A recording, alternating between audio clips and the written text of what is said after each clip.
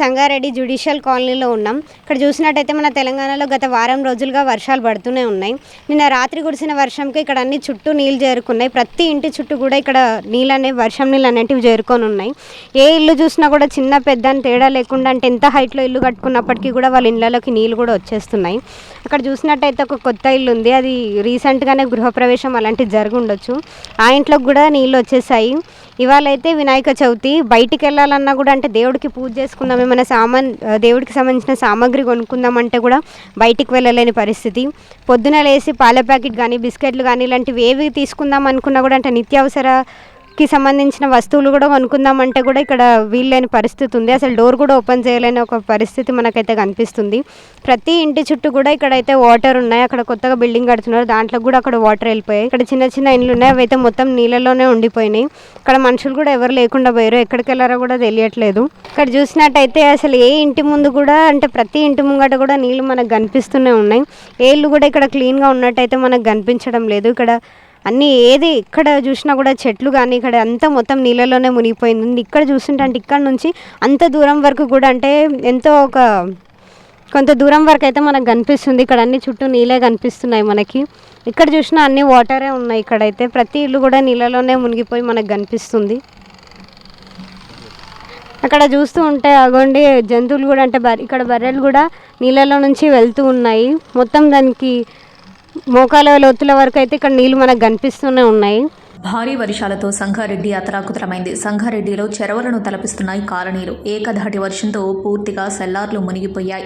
సెల్లార్లలోనే బైకులు, కార్లు వర్షార్పణమయ్యాయి. Revenue colony, land and records కాలనీపై వరద ప్రభావం తీవ్రంగా ఉంది. ఇండ్ల నుంచి జనం బయటకి రావాలంటేనే జంకుతున్నారు. కాలనీలో నీళ్లు చేరడంతో జాబ్కి సెలవులు పెట్టారు ఉద్యోగులు.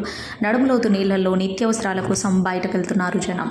సంగారెడ్డిలో రెవెన్యూ కాలనీ నీట మునిగింది. నిన్న రాత్రి కురిసిన వర్షానికి ఇళ్లలోకి వరద నీరు చేరింది.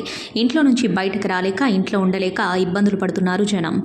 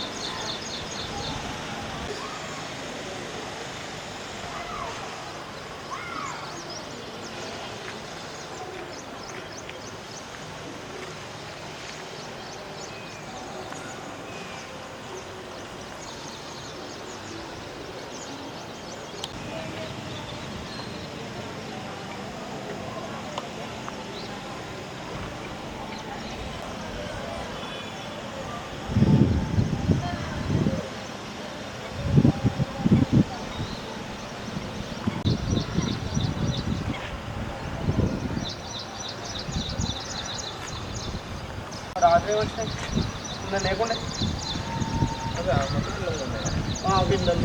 అక్కడ ఇక్కడ వరకు మొత్తం లోపల ఇక్కడికి ఇళ్ళల్లో ఏమో అక్కడ ఉన్న ఊళ్ళో కూర్చున్నాం ఇళ్ళల్లో అట్లా ఉన్నారు అట్లా గ్రౌండ్ ఇళ్ళల్లో వాటినాయి కదా ప్రచారా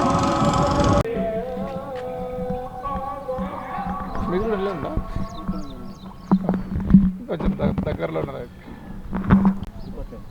లాస్ట్ నీళ్ళు వదిలేదు కానీ కొన్ని నీళ్ళు మాత్రం పోతున్నాయి వాళ్ళకెళ్ళి. వాడు ఏం చేసిందంటే నేను ఓపెన్ చేస్తే నీళ్ళు పోతున్నాయి, వాళ్ళకెళ్ళి పోతున్నాయి. ఇప్పుడు ఈ పైన కాలనీలో నీళ్ళని ఇళ్ళకి ఇడిచారు, మొత్తం ఇళ్ళకి వస్తున్నాయి. దానివల్ల ఇది దాకా నిండిపోయింది.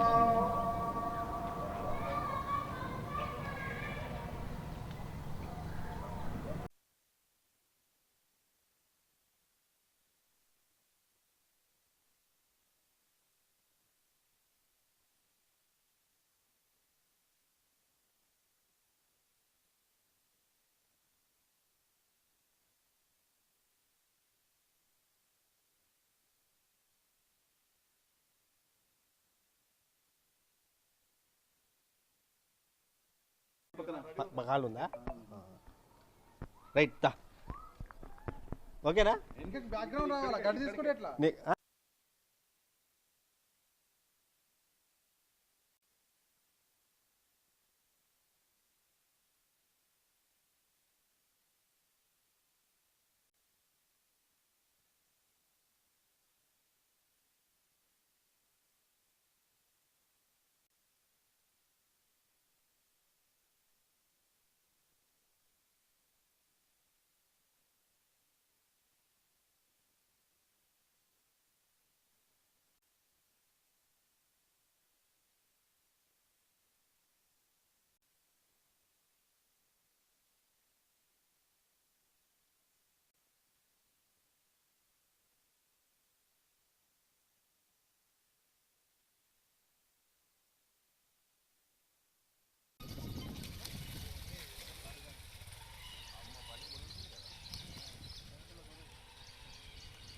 గత 3 రోజులుగా కురుస్తున్నటువంటి వర్షాల వల్ల ఈ కాలనీ అంతా కూడా మీరు చూస్తూ ఉన్నారు. ఈ సీన్లో కనపడతా ఉంటే మొత్తం పూర్తిగా నడుములోతు వరకు నీళ్ళలో ఈ కాలనీ కనపడతా ఉంది.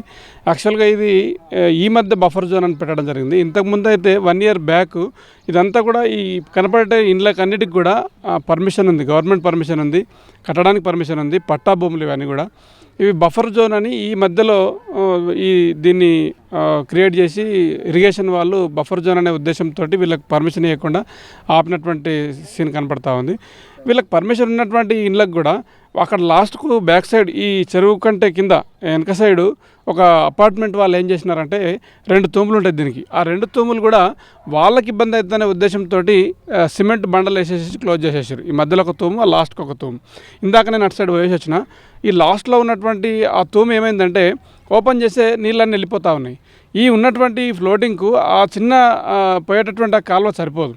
అది ఇంకా కొంచెం పెద్దగా క్లియర్ చేయగలిగితే ఈ నీళ్ళని క్లియర్ అయ్యి వీళ్ళందరూ మంచిగా అంటే ప్రశాంతంగా ఉండడానికి అవకాశం ఉంటుంది.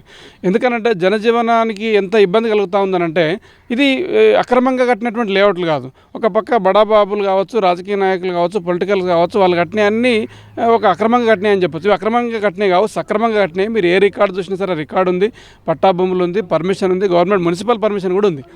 అఫ్కోర్స్ దీని మధ్యలో కొన్ని గవర్నమెంట్ ల్యాండ్లు ఉంది. కానీ ఆ 2-3 ప్లేసెస్ ఇక్కడ దగ్గర ఉన్నటువంటి ప్లేసెస్ విడిచిపెట్టి మిగిలిన అన్నీ కూడా పట్టా భూములే.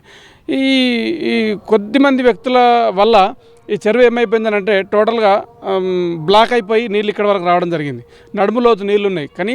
కనీస అవసరాలు తీర్చుకోవడానికి, నీళ్ళు తెచ్చుకోవడానికి, వంట వండుకోవడానికి చాలా ఇబ్బందిగా ఉంది. చాలా ఇబ్బందిగా ఫీల్ అవుతూ ఉన్నారు. మీరు చూస్తే అర్థమైపోతుంది. ఒక బండి కాదు కదా, మనిషి పోవడానికి కూడా లేదు, అంత భయంకరమైన పరిస్థితి ఉంది. దీని మీద గవర్నమెంట్ తొందరగా స్పందించి ఆ తూములు క్లియర్ చేయించి ఈ యొక్క జనజీవనానికి అంటే మంచి సౌకర్యం కల్పించాల్సిందిగా మేము మనవి చేస్తూ ఉన్నాం. Thank you. చూస్తున్నారు కదా, ఇక్కడ ఎక్కడ చూసినా అన్ని నీళ్ళే కనిపిస్తున్నాయి. నిన్న రాత్రి చిన్న వర్షం కురిచేసరికి ఇంతగానం ఇక్కడ నీళ్ళు కనిపిస్తున్నాయి. ప్రతి ఇల్లు కూడా ఇక్కడ నీళ్ళలోనే మునిగిపోవడం మనం గమనిస్తున్నాము. ఇప్పటివరకు ఇక్కడ ఎవరు పట్టించుకున్నారో లేదో ఇక్కడ ఏం తెలియట్లేదు. మరి ఏ అధికారులు వచ్చారో, ఎవరేం చూస్తున్నారో కూడా ఏం తెలియట్లేదు. ప్రజెంట్ అయితే మొత్తం అసలు మనుషులు రావడానికి కూడా అసలు బయట వీలైనటువంటి సన్నివేశం ఇక్కడైతే మనం చూస్తూనే ఉన్నాం. ఇక్కడ ఎవరైనా వచ్చి ఇక్కడ అంటే ఏ ప్రభుత్వమైన ఎవరైనా అధికారులు వచ్చి ఇక్కడ పట్టించుకుంటారని ఇక్కడ ప్రజలు కోరుకుంటున్నారు. కెమెరామెన్ సాయితో నేను Mukesh. Hi everybody, this is Kiriti Damaraju. Like, share and subscribe to Saira TV. Oh Saira!